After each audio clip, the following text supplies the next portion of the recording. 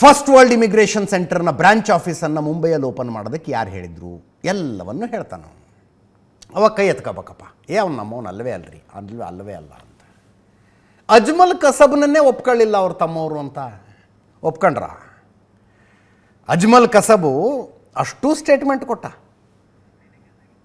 ಪಾಕಿಸ್ತಾನದ ಯಾವ ಊರಿನವನು, ಇವನನ್ನು ಪಿಕ್ ಮಾಡಿದ್ಯಾರು, ಬೆಟಲ್ ಅನ್ನೋ ಊರಿನಲ್ಲಿ ನನಗೆ 6 ತಿಂಗಳು ಟ್ರೈನಿಂಗ್ ಆಯಿತು, ನಮ್ಮ ತಂದೆ ನನ್ನನ್ನು ಕನ್ವಿನ್ಸ್ ಮಾಡಿದ್ರು, ಕಡು ಬಡತನ ಇತ್ತು ಮನೆಯಲ್ಲಿ, ನೀನೊಬ್ಬ ಜಿಹಾದಿ ಆದರೆ, ನೀನೊಬ್ಬ ಮುಜಾಹಿದೀನ್ ಆದರೆ ಮನೆಯ ಕಷ್ಟಗಳೆಲ್ಲ ನೀಗಿಬಿಡ್ತವೆ, ನಿನ್ನ ತಂಗಿ ಮದುವೆ ಆಗುತ್ತೆ ಅಂತ ಹೇಳಿ ನನ್ನ ತಂದೆನೇ ನನ್ನನ್ನು ಒಪ್ಪಿಸಿದ್ರು.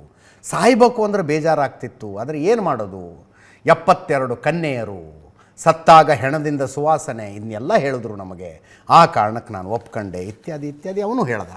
ಆದರೆ ಪಾಕಿಸ್ತಾನ ಕೊನೆ ತನಕನೂ ಒಪ್ಕೊಳ್ಳಿಲ್ಲ ಇವನು ನಮ್ಮ ನಾಗರಿಕ ಅಂತ.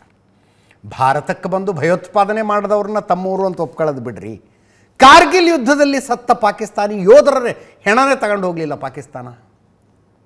ನಮ್ಮ ಯೋಧರೇ ಅಲ್ಲ ಅವರು ಅಂದ್ಬಿಡ್ತು. ಅದಕ್ಕಿಂತ ದರಿದ್ರ ಸನ್ನಿವೇಶಕ್ಕೆ ಯಾವ್ದಾದ್ರು ದೇಶ ಬರೋದಕ್ಕೆ ಸಾಧ್ಯನಾ?